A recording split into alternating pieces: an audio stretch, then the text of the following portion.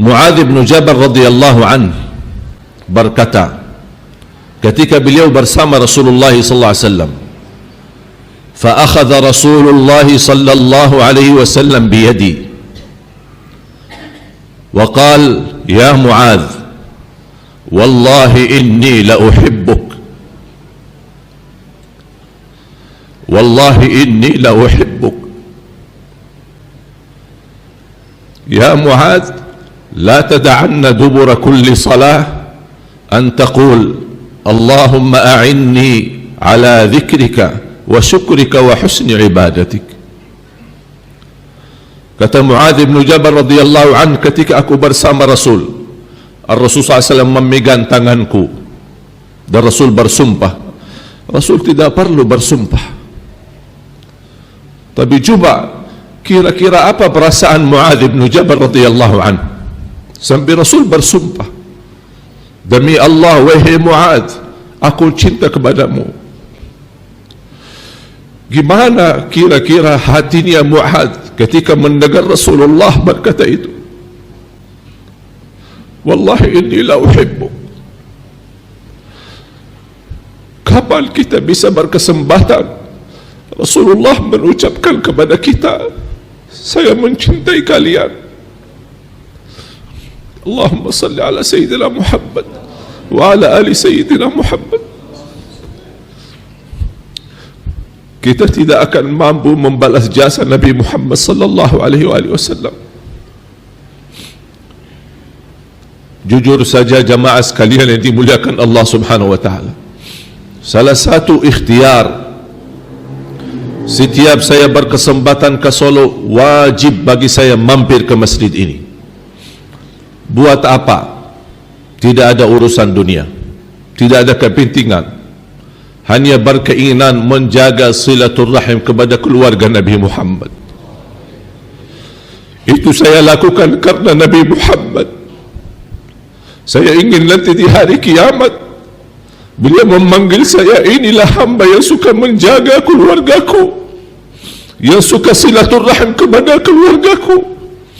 Itulah hadiah yang kita mampu memberikan kepada Rasulullah, mencintai keluarga Nabi Muhammad sallallahu alaihi wasallam. Wallahi bakal dicintai oleh Nabi Muhammad sallallahu alaihi wasallam. Sampai satu saat insya-Allah kita termasuk orang-orang yang mendapatkan syafaat Nabi Muhammad sallallahu alaihi wasallam di hari kiamat. Pertolongan yang kita tunggu-tunggu. Jangan kita umat Nabi Muhammad, seluruh manusia saat menghadap Allah, saat hisab, menunggu bagaimana segera dihisab oleh Allah, karena mereka merasa sudah capek, sudah begal dan sudah lelah menunggu berdiri dalam keadaan tidak berpakaian 50.000 tahun, dan semua para Nabi dan Rasul, nafsi, nafsi, kami tidak bisa apa-apa. Sampai para Nabi dan Rasul sepakati untuk menunjukkan kepada Rasul, yang bisa bantu kalian itulah orangnya, Muhammad sallallahu alaihi wasallam. Seluruh manusia datang menghadap Rasulullah, bagaimana supaya dia berdoa dan meminta bantuan dari Allah Subhanahu wa taala agar segera dimulai hisab. Rasulullah SAW, ana laha, itulah yang diberikan oleh Allah kepadaku sesuatu kemuliaan. Beliau sujud di hadapan Allah, dan kata Rasulullah SAW, Allah akan gerakkan lidahku mengucapkan pujian-pujian yang tidak pernah diucapkan oleh makhluk pun sebelum aku, kata Rasulullah SAW. Sambil Allah berkata, ya Muhammad, irfa' ra'sak wasal tu'ta washfa' tushaffa'. Angkatlah kepalamu, pujianmu itu indah, tidak pernah diucapkan oleh malaikat, tidak pernah diucapkan oleh siapapun, hanya Nabi Muhammad sallallahu alaihi wasallam. Angkatlah kepalamu, apa yang anda minta saya ijabah. Bagilah syafaatmu untuk seluruh manusia, saya kabulkan syafaatmu sallallahu alaihi wasallam. Mudah-mudahan kita meraih syafaat Nabi Muhammad sallallahu alaihi wasallam. Sesuatu anugerah kita di negeri kita Indonesia, masih tersisa cukup banyak keluarga Nabi Muhammad sallallahu alaihi wasallam. Dekatilah mereka, cintailah mereka. Salah satu amalan kebaikan inni atawassalu ila Allah bimahabbati wattaqarrubi ila Allah bimahabbati ahli baiti Rasulullah sallallahu alaihi wasallam. Saya mendekatkan diriku kepada Allah melalui percintaanku kepada keluarga Nabi Muhammad sallallahu alaihi wasallam. Saya tidak tahu kira-kira mana amalan yang bisa membawa saya selamat nanti di akhirat. Dan saya yakin mendekati keluarga Rasul dan mendapatkan doa dari mereka, insya Allah kita bisa nanti di hari kiamat bersama Nabi Muhammad sallallahu alaihi wasallam. Ma'asyiral muslimin yang dimuliakan Allah subhanahu wa ta'ala, khususnya di hari Jumat, jangan sia-siakan kesempatan. Sebenarnya mulai habis maghrib hari Kamis sampai azan maghrib hari Jumat, sepanjang waktu itu isi dengan sebanyak-banyaknya bersalawat. Jangan henti-hentinya, gerakkan lidahmu setiap waktu, setiap saat, dimanapun kita berada, terus menerus. Cukup kalau saya mengucapkan manfaat daripada salawat, butuh berkali-kali khutbah belum tentu bisa selesai. Tapi saya singkatkan saja apa yang dibersabdakan oleh Rasulullah SAW, idzan taf'al tukfa hammuk wa yuqda dainuk wa yughfaru dhanbuk. Kalau kamu melakukan itu, bersalawat kepadaku sebanyak-banyaknya di hari Jumat, akan Allah angkat segala kesusahanmu, akan Allah lunasi hutangmu, dan Allah ampuni dosa-dosamu. Luar biasa.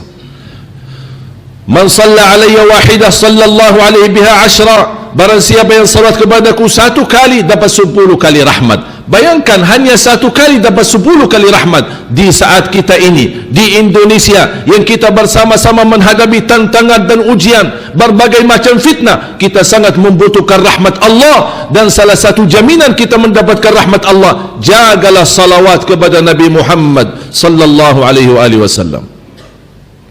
Apalagi ini baru sekali dapat 10 rahmat. Gimana kalau 100 kali? Gimana kalau 1000 kali? Gimana kalau bisa lebih daripada? Berapa banyak rahmat kita meraih dari Allah subhanahu wa ta'ala. Mudah-mudahan dengan kita istiqamah bersalawat untuk kesembuhan penyakit kita, untuk melunasi hutang kita, untuk mudahkan urusan kita, insya-Allah terkabul segala hajat kita. Nanti di hari kiamat kita bertemu Rasulullah SAW, sudah disucikan hati kita dan buku amal kita dari segala dosa dan kotoran, dari segala maksiat, dan kita menghadap Rasulullah SAW, bahkan dimegang tangannya oleh Rasulullah SAW mengajak kita ke surga, sebagaimana Muadz bin Jabal radhiyallahu an langsung dimegang tangannya oleh Rasulullah sallallahu alaihi wasallam. Cukup kita bertemu dan dibagikan minum dari air Kautsar. Barang siapa yang sekali minum dari tangan Nabi Muhammad tidak akan haus selama-lamanya. Minum apa itu sampai tidak haus selama-lamanya? Bukan karena kelebihan airnya, tapi kelebihan tangan Nabi Muhammad yang menhadiahkan kepada umatnya sallallahu alaihi wasallam. Mudah-mudahan kita termasuk orang yang mencintai Nabi Muhammad, yang mengamalkan ajaran Nabi Muhammad, yang menghidupkan sehari-hari Nabi Muhammad, dimanapun kita berada selalu membawa ajaran Nabi Muhammad, dan kita menunjukkan akhlak Nabi Muhammad sallallahu alaihi wasallam. Sebagaimana kata Siti Aisyah radhiyallahu anha, kana khuluquhul Quran, kana sallallahu alaihi wasallam akhlaqni akhlaqul Quran.